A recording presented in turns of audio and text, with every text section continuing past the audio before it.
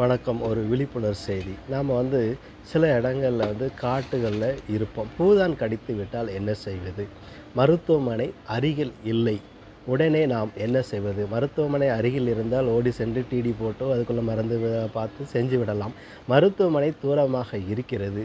நாங்கள் என்ன செய்வது?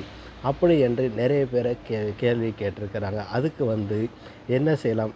அதாவது பூரான் கடித்து விட்டது என்றால் கல் உப்பு நீங்கள் வச்சுருப்பீங்க. உங்கள் வீடுகளில் எல்லார் வீட்லேயுமே உப்பு இல்லாத வீடு இருக்காது ஒன்று இல்லையா?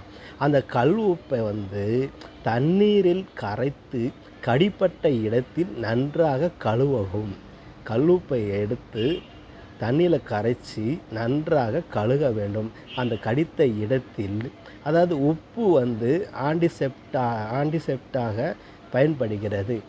ஆன்டிசெப்டாக பயன்படுகிறது. அதனால் தான் அந்த உப்பை கல் உப்பை எடுத்து நீங்கள் கரைச்சி அதை தடவும் போது அதில் அப்புறம் பூண்டு மற்றும் வெங்காயத்தை அரைத்து கடிப்பட்ட இடத்தில் வைத்து கட்டவும்.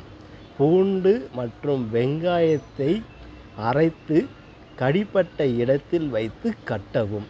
இதை கட்டுவதால் பூரான் விஷம் குறைந்துவிடும். பூரான் கடித்ததால் வெற்றிலையுடன் மிளகு சேர்த்து சாப்பிட்டால் அதன் விஷமும் குறைந்துவிடும். இது எத்தனை பேருக்கு தெரியுமோ?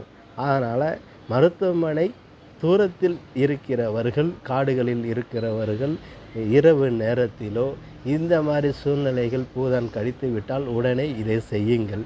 மறுபடி நீங்கள் மறுநாள் காலையில் கூட அந்த பூதானுக்குள்ள டிடியோ இன்ஜெக்ஷனோ நீங்கள் போட்டுக்கொள்ளலாம்.